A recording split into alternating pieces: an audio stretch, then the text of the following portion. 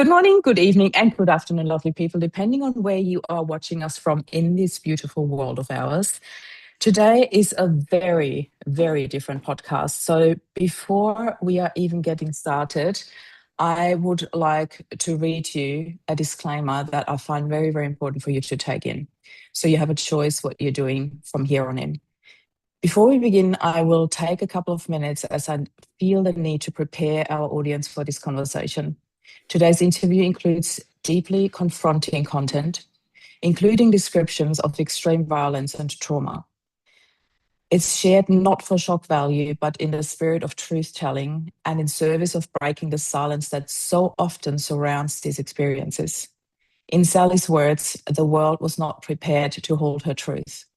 If at any point you feel overwhelmed, please honor yourself and step away. Pause or come back when you feel ready.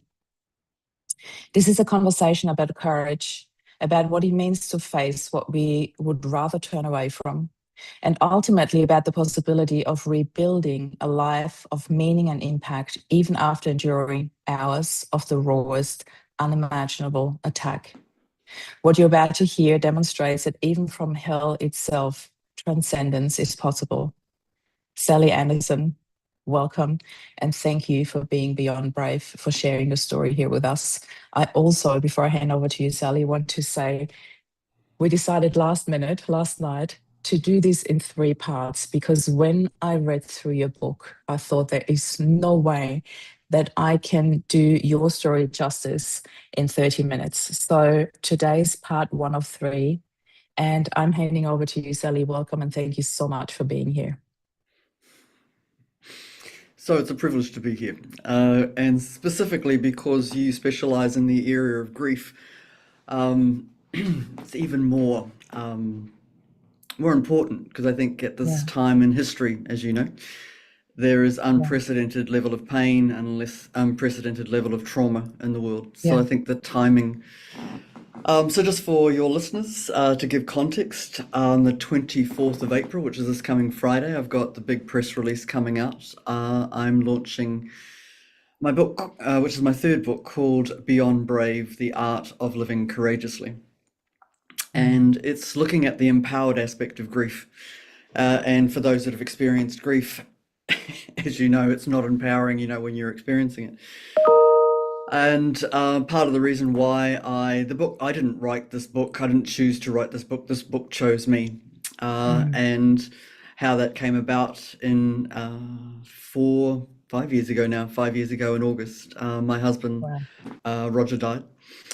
And I have been 37 years in the leadership trenches, coaching people for decades in what I call equanimity, the ability to be the observer of what is versus how it could have been, should have been, wanted it to be. And one of the chapters in the book is that I speak about you can grieve and you can lead. And there were just certain things that I was experiencing post the death of my husband that I wanted people to experience. Because often people would ask me, how come you're so good, when your husband's died? And there's a clear delineation from my perspective. You can be grieving heavily in the grief, but you can also be able to access that leadership aspect of your personality. And obviously that's my territory. So that's kind of like where the book came from. There's 8 chapters on how to recalibrate in the early stages of grief. You are all over the place, and that need to find your own cadence again. There's 8 chapters on how to rebuild once you've kind of like found your center again, and then there's 8 chapters on how to reinvent. So this is a new foray for me because I've been off the public domain for 7.5 years, and obviously as we entice your listeners to the next 2 episodes after this one, they can listen on into the full spectrum of the story. But I need to pause you here for a second because this was such a big part for me. I almost want to say mind-blowing, but there's so many mind-blowing parts that I'm going to keep the word mind-blowing for something else. But that was a part that really stood out for me. You said 7.5 years, and we had quite a few conversations before we jumped on camera, and that really stood out for me. And my question, of course, was why now? Mm. Why are you speaking up now? Because there is a really beautiful and very strong reason behind that. Can you share a little bit about that before we delve into your Sure. story? When I was writing the last two chapters of the book, I was working with an extraordinary woman called Bridget Cook Birch. She's the book whisperer in Utah. Mm, And she challenged me on including more of my own story within the book. And mhm. I really didn't want to do that because I have Yeah. received so much attack over my life on many different death threats, you name it. I'll share more about that a bit later on. But Mm, so I had to basically face my biggest fear in being, kind of like gang attacked en masse from the media, from, trolling online and so forth, because I was character assassinated back in 2018, which I think will be in one of our episodes that we share. mhm. Anyway, it was in the last two chapters of the book. She challenged me on including more of my own story in the book, and I had to face my own mortality. I basically had this epiphany that if somebody came up to me in the street with a gun and put it to my head, I'd kind of like go, I probably wouldn't even flinch. I'd go, give it your best shot, because there ain't nothing left. Mhm. When my husband died, and I've experienced a lot of adversity in my life, but that took me to dimensions that I can't even describe. So the spiritual Mm. ascension since has been indescribable. And I would literally rather gouge my eyes out. Seriously, I'd do it myself. That would be more attractive than me going back out into the public domain. Wow. But I'm being called. I'm alive today for a reason. I've survived everything that I have for a reason. And part of what I write about in the book, the three pillars or cornerstones to true transcendent is confrontation, resistance, and uncomfortability. To be Mhm. able to live a life beyond brave, to live a life or learn the art of living courageously beyond what you're familiar with, you have to Yeah. go to everything you're confronted by, resistant of, and uncomfortable with. So I live in those shoes. I am beyond confronted. I am beyond Yes. resistant. And I am Mm. beyond uncomfortable returning to the public domain after 7.5 years. But there is nothing that I haven't already had done to me. I even Yeah. went into Claude and Googled, can you give me every word like betrayal and plagiarized and Mhm. annihilated and, criticized and judged. And it came up with about 500 words and I could tick And every you were like, single word. tick, tick. Yeah, Mm. Yeah. yeah. Yeah. You know, Yeah. Is that all you got? so Mm. I'm being called. I'm being Yeah. called. My job's to get out of the way. I am so honored that you're here. I really Oh, am. thank you, darling.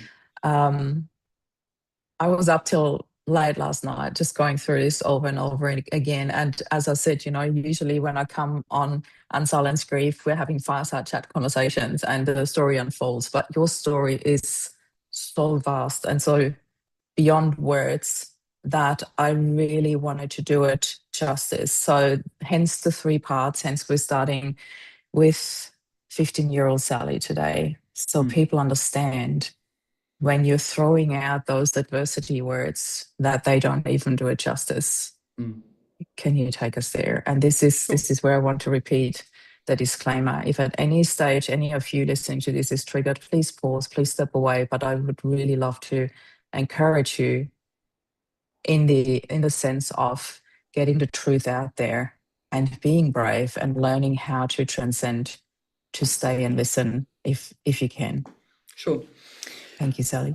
Before we just started today, I spoke into, I think everybody has a story that hasn't been voiced, that has created a lot of pain, and they haven't shared it either due to fear of judgment, fear of, being ashamed, being Yeah. embarrassed. So this isn't unique to me. I think, my story is my story, your story is your story. I do believe your story is the backbone of how you show up in the world. Mhm. And I've had quite a few experiences in my life that have taken me beyond my own humanness. So I want to kind of like approach this probably a bit differently to what I've done in the past, Mm. because it's a story that is not palatable for most people. When I have keynoted in the past, I usually frame a lot. You may feel you may feel angry, you may feel that you want to leave the room, you may feel like you want to throw up, you may feel confronted, you may feel. Mhm. Because in the past, I have been accused of kind of like being that fire hydrant where you hose the hell out of people, you kind of like leave them there like stunned mullets, you keep going, wondering why they're not with you.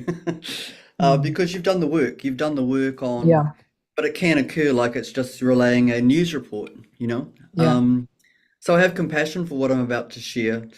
I apologize up front that this is not a news report, but we do have obviously only a limited amount of time. So at the age of 15, I was involved in one of the worst reported gang rapes in the history of New Zealand in the early 80s. It was one of the worst reported gang rapes at that time. There was really no support for the victim in the early 80s. How I was treated by the police and the medical fraternity post the event was horrendous. And what was beyond extraordinary about the story is that I survived it with no support. I have compassion for parents of children who experience heinous crimes and have compassion for their inability to be able to deal with it, which was the case with my family. mm, So I was abducted. I was hitchhiking. I was had my first job hiring out skis at a local bar. I loved skiing. I got friendly with a girl from another ski hiring place, and we hitchhiked into a local township. Very naive. We shopped till we dropped, went into the local bar, didn't really think anything of it. I looked a lot older than what I was, bit rebellious. And what we didn't realize is that from the moment that we were in the public bar, we were being cased out by a notorious gang called the Mongrel Mob. Bag went missing, girlfriend went missing, and I was thrown into. I went outside to try and find my girlfriend, and I was thrown into a car with 8 gang members. They took me around to the Mongrel Mob hangout in that location. The attack started in the car from the 8 gang members that were there. They then took me and threw me into a very gang infested environment onto a butcher's block. And I experienced a 10-hour ordeal and was raped by more than 100 gang members and pretty much left for dead. It's indescribable when you've experienced that level of evil. My soul split out about halfway through the ordeal because I couldn't cope with what was happening. It was almost like I was looking down on my physical body. And the shoes, just the amount of shoes, you just knew that more abuse would come. I was then thrown onto the back of a truck, like a sheep carcass, literally. And there were 3 men in the back, 2 in the front, and they took turns and abducted me to the next gang location. Rapes continued on the way there. Rapes continued when we got there until I lost consciousness. I was found by the head of the Mongrel Mob in that location. For some reason, he decided to drive me back to where I was from. It was about 7 o'clock at night. Demanded petrol money. Didn't really have much money on me at the time. And yeah, then I went to work the next day acting like nothing had happened. Psychologically, I was not in a good space by any shape of the imagination.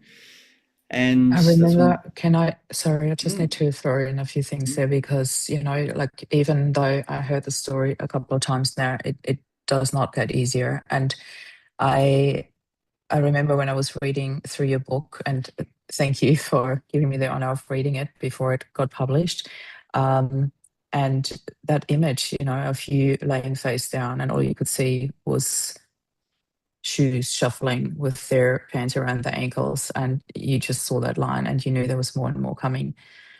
The being thrown on the truck, being driven back to where you came from, and then demanding petrol money. I remember you running into the kitchen and just asking for money. Like, I can't even imagine what those people must have thought. Like, you, in whatever condition you look like, it couldn't be good. Um, and then you describe how you were sitting in the bathtub that night scrubbing and scrubbing until the water was cold. That was so etched in my memory. There are no words to describe that. But you got out of the bath, you got dressed, and you went to work the next day. I think what a lot of people who haven't experienced trauma don't understand is that your mind is desperately seeking for something that resembles normal, although that normal has died that night, correct? Yeah. And that's been my difficulty ever since. Because when you've gone beyond the comprehension of what it means to be terrified, when you've faced the potential of being murdered, you don't think the same. You don't relate the same. And your vehement need for safety, whether that's conscious or not, because over the years I've learnt that people go one of two ways. You either go major, major safety or major, major risk. I went major, major risk. It was almost like a professional self-saboteur. Yeah. I had to find evidence to, validate my revulsion about myself. Because a lot of people focus on the event, the perpetrator, or the happening. Yeah.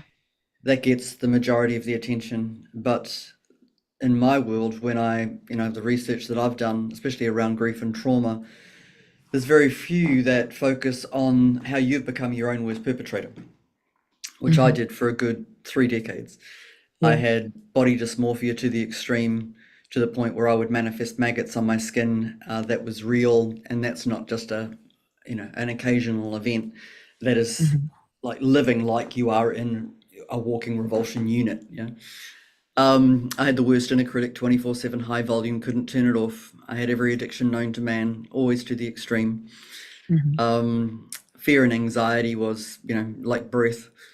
And I've lived into suicide ideation for decades. And the only reason why I never committed suicide is because of the death of my brother.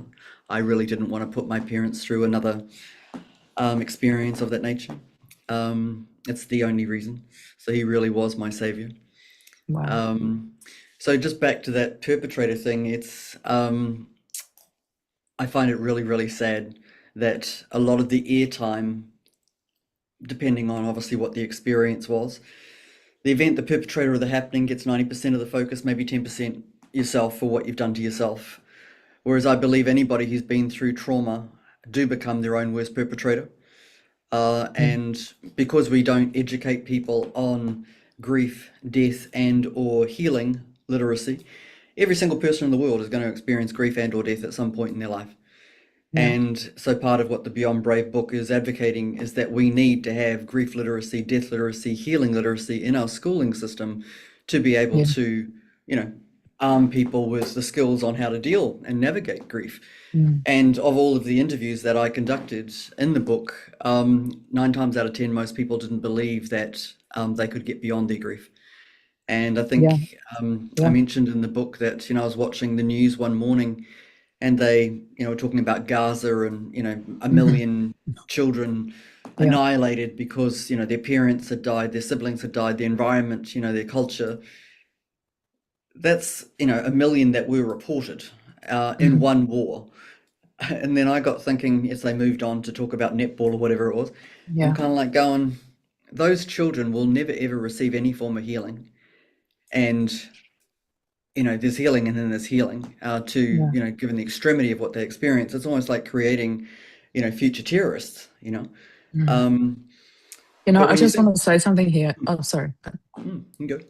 No, I just wanted to quickly jump in here because a lot of listeners here might think, okay, yeah, like we're talking extremes here. I mean, what happened to you is extreme, to say the least. What happens in Gaza is extreme, to say the least. And then often people are sitting here wondering, well, how does that relate to me? I'm sitting here in Australia, New Beautiful. Zealand. I'm safe. I'm safe-ish. But I want to hit this home in terms of how this affects us here. 1 in 20 children lose one or both both parents before they turn 18. This is our statistic here in Australia. 1 in 20 children. That's 5% of all our students who are dealing with grief, and that is only, big quotation marks here, grief related to death of their parents.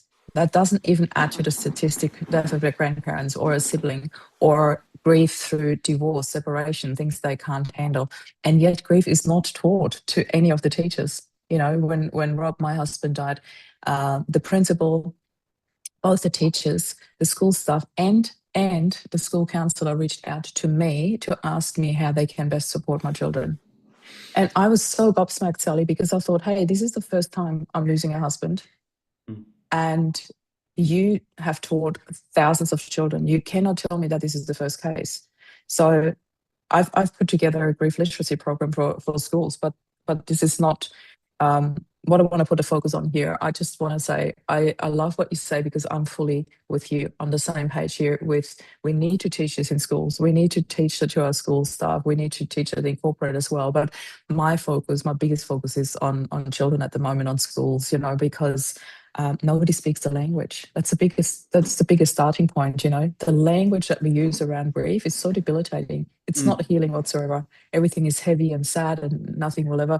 This will always stay with you. There'll always be a hole in your heart. All this language is not helping. I prefer things like there'll always be a place in my heart. That's the sort of language that I use when I talk about Rob. But I want to hand this back to you, because I think I just interrupted you. There is this extreme, and there's this whole range in between, and it's not addressed at all. It's not addressed, and that's why I'm so grateful that you're here to tell your story, because as you said before we went live, and I think you also said it on camera, we all have a story, and a lot of our stories are not being witnessed. Really good point you raise. And just the relativity of extremes. I've been in the trenches for a lot of years, and I've heard every story known to man.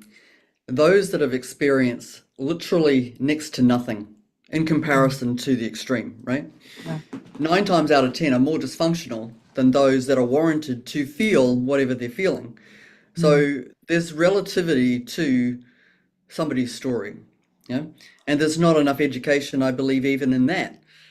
Yeah. Like I joke that, your cat could have died and that's the worst thing you've experienced, right? But for some, that is literally the worst thing that they've experienced, and that's relative for them. Yeah. But there's the what happens and then what you do with the happening. Yes. A big difference, Yes. regardless of the extremity of what you've experienced. And my difficulty is that people don't believe they can get beyond their trauma. People don't believe they can get beyond their grief. I am not knocking the existing education that's in the market around grief, but I do believe that there is a huge gap, because to me, part of what I'm trying to get across and have experienced in my own experience is that grief can be one of the most transformative experiences of your life, as far as your ascension as a human being in this world of, depending on obviously what it is that you believe, right? Of course. I don't believe you're ever broken, and there's a lot of terminology, as you say. That is big coming from you, Sally, to say that. I just want to highlight that you said, I believe we're never broken. Can you please explain from your perspective how you can be sitting here saying that? Because I love that you say that. I absolutely love it. Can you just please explain that to somebody sitting here? How can she say that? Well, they talk about mind, body, soul. And it's only my personal belief, my only way of being able to understand why some people go through some things and others not. You are here with a soul contract. Everybody's contract is different. And depending on how you live out that soul contract, you obviously will grow from a mental capacity, so mind, depending on how you treat your body, the vessel, and then obviously the soul, mind, body, soul. From my perspective, I'm 60 years of age, and because of the level of body dysmorphia I've experienced in my life, it's taken 42 years, I'm 60, 42 years of healing, to experience full reintegration. So anybody who's experienced trauma is disconnected from their nervous system. Their nervous system is deregulated. And there is not enough focus in the world about the importance of regulating one's nervous system, about feeling safe in the world. And that's coming from somebody who's even done 42 years of healing. So when you talk about being broken, nobody can break your soul. Your soul is your contract. they can try and break your spirit. Because one thing I specialize in, which is very unique, is demonic, satanic, evil. Hmm. I understand the extremity of evil, and believe that I've been trained all my life to be able to partner people in understanding about spiritual warfare, about, if you are trying to bring good into the world, you will obviously attract the dark. And the more pure you are in your essence, I could have easily got on the evil train, considering the amount of evil acts that I have Yeah. experienced in my life. Um, but love is all there is. Love is the answer to everything. And if you You're speaking are, my language. if you're operating in a world that you're broken, you will Mm. find enough evidence to sink a ship that you're broken. Yeah. Yeah. You are always whole and complete in the eyes of the universe, higher power, God, whatever your belief Mhm. structure is. I've Yeah. converted, I've coached everybody from every religious sect, spiritual sect, atheist sect, converted a few people, Mhm. because trusting the unknown is fundamentally what I believe spirituality is about. If you were to trust the unknown as much as the known. And Yeah. so part of believing that it is possible to be able to navigate any form of trauma, any form of grief, is part of what the Beyond Brave book is about. And I think just the timing of the book, why can't people get beyond their trauma? Why can't people get beyond their grief? In my world, it's because they're unwilling to go to everything they're confronted by, resistant of, and uncomfortable with. Don't complicate it. Yeah. And Yeah. quite frankly, why would you? When you are traumatized, when you are in the height of grief, the last thing you want to do is go to everything you're confronted by, resistant of, and uncomfortable with. Totally get it, Mm. right? But that can last for decades. Yeah. I know many people that have lost loved ones, multiple loved ones, and have never recovered. Never recovered. A lot of the interviews that I include in the book, I wanted to get a real cross section of people, cross section of experiences around grief, so that I could interview them and actually get their perspective on why they feel as though they couldn't get beyond what it is that they're experiencing.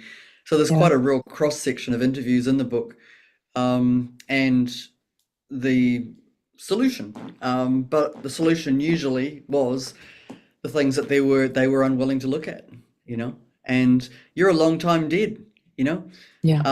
There's only one life, and how many books do we need to read that say, "Be careful what you think; your thoughts create your Yeah. reality." And Yeah. any Yeah. form of belief that you're broken or damaged, or now, is there a phase that you go through when you're unhealed that you will have that type of listening and languaging? For sure. Hmm. Which is why, outside of death literacy and grief literacy, I'm an advocate for having healing literacy, Mm. because there is no human being on the planet that's not devoid of the need for healing. I don't care how good your childhood Absolutely. was, you know? Yeah, absolutely. And if you're here having a human experience, there's definitely healing involved and learning involved. I believe that's why we're all here for, otherwise we'd be happy souls, floating around the universe in whatever your belief system is. But I honestly believe that when we come here, that human experience is here for learning and for learning only. And I actually want to put the focus back on something that you said at the very beginning, because that is really the number one thing that stood out for me the most after reading your story. And that was that you said the miracle was not that you survived, but that you survived with no support. I want to bring the focus back on that, because here is 15, I want to emphasize that 15-year-old Sally away from home, experiencing one of the worst traumas I have ever read in my entire life, and probably for a lot of people as well. And then you get out of that bath all night scrubbing, get back to work. And then there was all that stuff that happened thereafter, because what you said is so, I really want to highlight that as well. It is not only the ordeal itself, but all the decades after that come, where you have to live and work through and heal through the aftermath of that. And you said yourself, you went through decades of all addictions known to the world, um, and yet you came through it. Yet you came through it with no support. Can you please try to explain to us how, when, what? Was there an epiphany moment that got you out of all the addiction? Was it a gradual thing? You did all of that with no support. How on earth? Mm. I did a 60-minute documentary back in 2004. It was the highest watched 60-minute segment in the history of 60 Minutes at the time. I got in front of one of my perpetrators, and the main message of that documentary was that the only person who loses out of the inability to forgive is the person who can't forgive. So forgiveness is very big for me in the context of, and obviously that doesn't happen overnight. I've got a clear delineation between intellectual forgiveness and experiential forgiveness. Intellectual Yeah. forgiveness is 90% the focus on the event, the happening, the perpetrator, maybe 10% yourself. Hmm. Whereas I flip that. 90% of the focus needs to be on yourself because you've become your own worst perpetrator. I became worse than the mongrel mob to myself. So often I'm asked, how did you? Mm. With any form of grief and or trauma, in my opinion, there are those three phases: recalibration, rebuilding, reinvention. A lot of Mm. people never get beyond recalibration because they're unwilling to Mhm. do the work. And focusing only on the 24 hours that you've got, how do I get to tomorrow? Because Yeah. looking out there just is not a possibility. Mm. Yeah. So I would literally, which is why I can say I've been, doing healing for 42 years. I literally was full time in something, books, workshop, courses, seminars, you name it, because I didn't go for personal development. I went Mhm. to go, I'm psychotic in my thinking, and I want to Mhm. work out how I can get to tomorrow. So So in you one of did that those, while you were in your addiction period. You did yeah, all yeah, that parallel. yeah, Yeah. yeah, yeah, Wow. yeah, yeah. I Wow. had to. I had to. While people Yeah. were getting married and having kids and, playing spin the bottle, right? I mean, I Yeah. lost my virginity on the block. I was dealing with how do I get beyond today? It trains you to live in the now moment. And in one of the Yeah. courses that I attended, I was suicidal. I got up on stage. I wasn't popular. It was probably inappropriate at the time to talk. And cut a long story short, the leader said to me that I was a victim. And of all the things that I could say, I didn't believe I was a victim. But when they made the distinction that victim was powerless to change the situation, it was like a ticker tape parade because I just thought life was doing it to me. But Yeah. because of my stinking thinking, I was creating the suffering. I was creating the carnage. I was had to create a crisis to survive, crisis to survive, crisis to survive to validate that I was having to just my life was just pure devastation. Um, so when I got the distinction choice, I've got a choice on how I feel. I've got a choice on how I respond. I've got a choice on what I do. I've got a choice. I didn't realize I had a Yeah. choice. And I didn't realize that I was the one creating that which I did not want out of Yeah. the dysfunctional thinking. And Yeah. so, I train people regularly to in what I call the default identity. Moment by moment, you're either in your power or you're in your disempowered state, and we as humans oscillate between the two. I teach people basically to die to this identity, so there's no more oscillation, such that they can experience the art of equanimity, the ability to be the observer of what's going on versus how it could have been, should have been, wanted it to be. Mhm. Now, talk about 1 to 3 dimensional thinking. 1 to 3 dimensional thinking is when you haven't done the work, when you're operating in that unconscious world, and all of human suffering is a function of what we make things mean. If you want to stop suffering, stop making it mean something. Yeah. That is huge. That is huge. What do we make it mean? And I Yep. think what you said before, the choice. This is one of my most beautiful and very well treasured lessons and gifts that my husband actually gave me. Yeah. Well before I even started coaching, and I started coaching in 2011. And he would always look at me and say, "Babe, two choices." And he always had his cheeky Yeah. smile, and he would constantly say that to me. And how huge that is really revealed itself in very different forms over and over in my life. And here is where I would love to leave a little cliffhanger for the next episode, because I am left with a billion questions right now, although I have read the book. I would love to delve deeper into a few other parts of your story, and also a few parts to come that you haven't shared yet, and that we will be doing in part two. I cannot wait to have you back, Sally, because wow, I feel like we've only just gotten started and we're already over the half an hour. So I'm really, really glad we're doing this in three parts. Is there anything that you would like to say to wrap up wrap up part 1 for today before we have you back next week at the same time? To your listeners, especially if you are in the height of your grief and or the height of your trauma, just know that there is a way to get beyond it. And when I say get beyond it in a way that you become unrecognizable to yourself, not something that you have to keep managing, not something that you have to keep, being in the inquiry. I can freely share about any aspect of my life without it triggering me, without it re-traumatizing me, because often people ask me, how do you do that on such a regular basis? It's because I've done the work. And the good thing about the book that I'm launching is that you don't have to do, decades of training like I did to be able to get the nuance and the learning. So to be soft and gentle with yourself, to just trust that there is a possibility of getting beyond what you're experiencing, because when you're in the height of it, not many people understand your shoes, and to have compassion for that. Have compassion for that. I love that we leave it on compassion.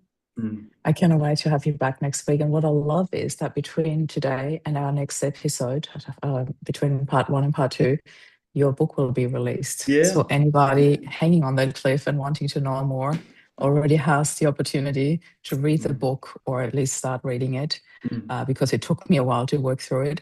Can do that before you come back for part 2. Thank you so much for being here today, Thank you Sally. so much. I can't wait.